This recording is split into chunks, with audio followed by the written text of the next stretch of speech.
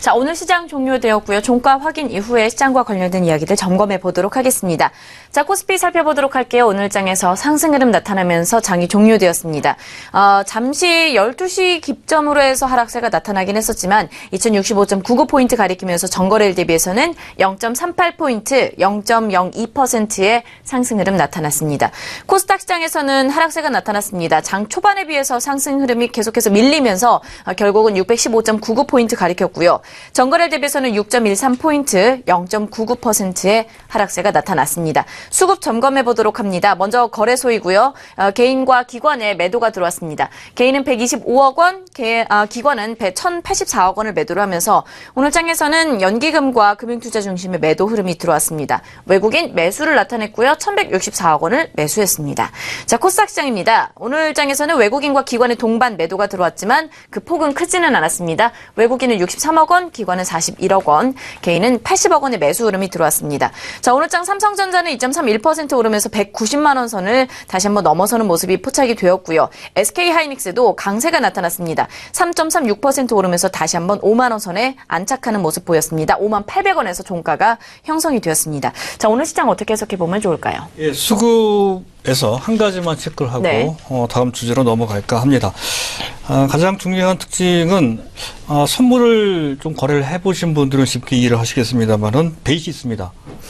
선물 지수와 선물 지수를 코스피 200 지수로 뺀 수치죠. 대개의 경우는 정상적인 강세장일 경우에는 선물 지수가 높기 때문에 플러스가 제법 높게 나옵니다. 지금 그 수치가 0.13 정도로서 현재 이론가 0.5 정도 됩니다. 그거보다 훨씬 낮은 상태에 머물고 있다는 것. 외형적으로 봤을 때는 그 이론가보다 상당히 낮기 때문에 지금 현재 상황에 약세장 기조로 접어든 것이 아니냐 하는 의심을 충분히 가질 수가 있습니다. 하지만 여기에 착시가 있다는 거죠. 바로 우리나라 코스피 시총 1, 2위 종목 삼성전자와 하이닉스가 3%, 각 2% 가깝게 그렇게 2% 넘게 급등을 했습니다.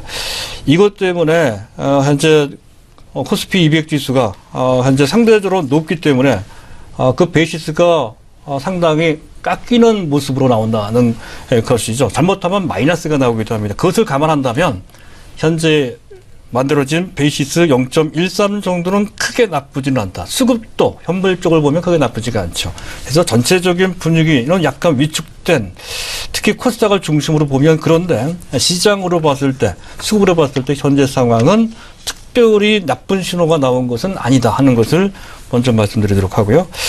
자, 그리고 이제 관건은 트럼프 대통령 취임과 우리나라 증시가 어떻게 현재 관련돼 있는지에 대한 판단인데요. 긍정적인 측면이 분명히 있죠. 현재 트럼프의 정책 3종 세트라고 합니다. 시장 친화적인 것이죠. 감세도 하고요. 또 투자 확대, 인프라 투자죠. 그래 규제 완화도 하고 이건데 아무래도 이것은 성장에 도움이 된다는 일반적인 평가를 그전에 매파적인 입장을 취했던 인사들조차도 인정하고 있는 분위기입니다. 가장 대표적인 사람이 제닛 옐런. 현재 FED 의장이고요.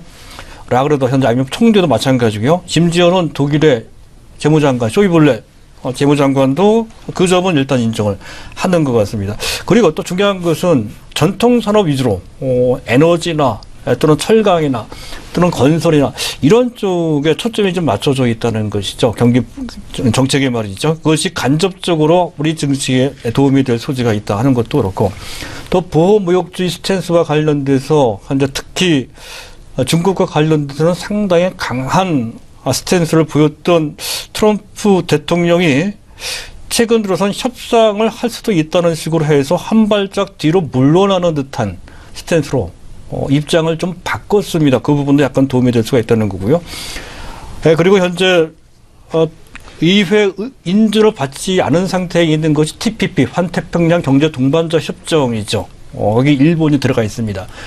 거기서 아직 발효가 되지 않았기 때문에 탈퇴를 할 수가 있다는 것이죠. 바로 탈퇴한다는 얘기가 나오고 있습니다. 바로 탈퇴하게 되면 상대적으로 그 TPP에 가입되지 않은 한국은 미국과 따로 한미 FTA를 현재 관계를 맺고 있기 때문에 우리나라가 반사 이익을 받을 수 있다는 그러한 것은 분명히 도움이 된다 하는 건데요. 부정적인 측면이 있습니다. 일단 크게 보면 미국의 우선주의, 사실 이게 미국의 우선주의인지 아니면 미국 온리, 미국만을 위한 것인지 그것도 애매하죠. 그런 정도로까지 키타국, 여타국한테는 상당히 부담이 되는 그런 주의로 나가고 있다는 것이고 어쨌든 보호무역도 마찬가지고 우리가 일반적으로 인식하고 맞다고 생각하고 또 그렇게 배워왔던 그런 모든 보편적인 가치를 아예 부정하는 것들이 있죠. 화합이나 공감, 공조, 공존, 공생 이런 것이 전부 다 부정이 됐습니다. 오히려 현재 갈등만 조장하는 심지어 혐오감을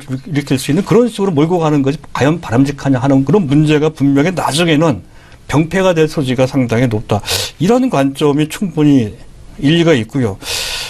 또 한 가지는 실질적으로 트럼프의 성장을 가속시키는 그러한 정책은 그렇지 않아도 현재 최근에 약간 물가가 올라가고 있는 것 더 높일 소지가 높고 또 금리를 인상하고 있는 상태로 있죠. 금리 인상의 요인이 더 강해지게 된다는 것이죠. 이렇게 된다고 한다면 갑자기 어느 순간에 경제가 상당히 현재 발작하는 그런 현상이 나올 수가 있다. 특히 신흥국한테 상당히 위험이 될 수 있다는 것이죠. 신흥국의 자금이 대규모로 이탈할 수 있는 그러한 잠재 위험은 요소에 또 어느 시간에 발생할 수도 있는 그런 상태라는 것이죠. 그런 부정적인 측면이 분명히 있고요. 단기로 봤을 때 외국인들의 수급에 약간 그 전과 같지 않은 모습을 우리가 볼 수가 있습니다. 벌써 2주째 진행되고 있다는 것이고 또 한 가지는 외국인들의 선물 누적 작년 12월 5일부터 쌓아놓은 선물 누적 롱 포지션, 순매수 포지션이 너무 많습니다. 근 5만 개 가까이 되는데 긍정적으로 작용할 때는 좋겠지만 그렇지 않을 수도 있습니다. 해서 진행되는 방향 쪽으로 상황을 증폭시키는 변동성 요인이 큽니다.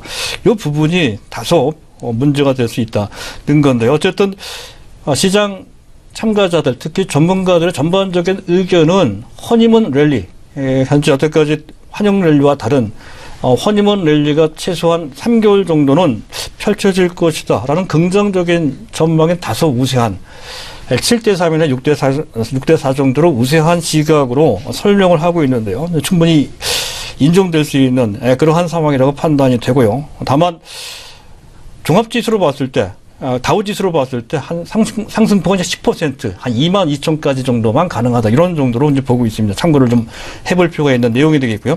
자, 주도주는 현재 우리 시장에서 오늘 보여주는 것 같습니다.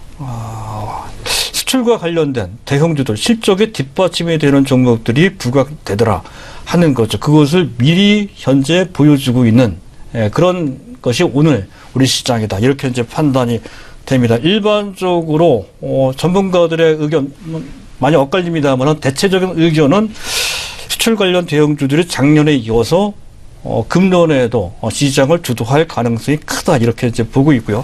제가 봤을 때는 그것도 그거지만 시장 성격이 바뀔 가능성이 상당히 크다는 것이죠.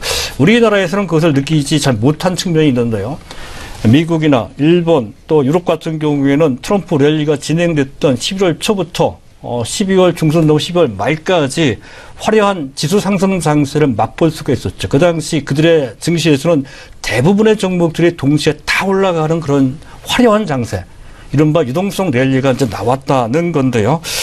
지금 현직 트럼프 대통령 취임 후부터는 그것이 달라질 소지가 높다는 거죠. 그 전에는 어떤 기대나 그와 관련된 뜨거운 어떤 그 열기 같은 것이 그런 유동성 장세를 만들었다고 한다면 지금은 현실을 직시해야 되는 순간으로 넘어갔다는 것이죠. 현실을 반영하는 그런 수순인 특히 금리 상승 추이와 결부돼서 보다 현실적으로 나타날 그런 소지가 상당히 높다는 것인데 이것이 우리 증시에도 영향을 미칠 소지가 상당히 높습니다. 실적으로 철저히 검증된 종목만이 선별적으로 선택돼서 그들만이 올라가는 일종의 차별화 장세가 나타날 소지. 즉 그 전과 같이 단순히 분위기가 좋다고 해서 이 종목 저 종목 다 올라가는 것이 아닌 실적이 뒷받침이 되는 종목만이 선택돼서 올라가는 차별화 장세가 되는 장세. 이것을 실적 장세라고 합니다. 그런 장세가 될 소지가 높다는 것인데요. 실제로도 우리나라 증시가 트럼프 랠리에 합류한 시점은 트럼프 대통령이 당선된 때 11월 초가 아니고요. 한 달 지난 후였습니다. 12월 5일 내지 6일경부터 그때부터 코스피나 코스닥 같이 올라갔습니다. 그때부터 비로소 합류가 됐는데요. 그 이유는 11월 달만 하더라도 그 당시 금리 인상이라는 것, 채권 시장 변수 기타 등의 이유에 의해서 신흥시장에서 막대한 자금이 빠져나왔고 거기에 한국 시장도 포함이 돼 있었기 때문에 그런 것입니다. 당시 신흥시장에서 약 220억 달러 채권 시장까지 포함입니다. 자금이 빠져나갔다 하는 것이고요. 당시 우리 증시에서도 현재 9개월 내내 순매수했던 외국인들이 11월 달 미국, 유럽, 일본 증시는 좋았습니다. 그럼에도 불구하고 약 3,200억 정도를 순매도했던 결과를 만들어 그것 때문에 지수가 못 올라갔죠. 코스피는 약 1.2%. 그리고 코스닥은 당시 약 3.4%. 12월 초까지 빠져서 그것도 아주 5% 이상 급락했던 것도 바로 그런 배경 때문이다 하는 점을 알 수가 있습니다. 그렇다면 우리의 눈높이도 거기에 맞춰서 즉 외국인들의 수급 변수 때문에 실적 장세가 강하게 펼칠 소지가 높다는 관점으로 보실 필요가 있습니다.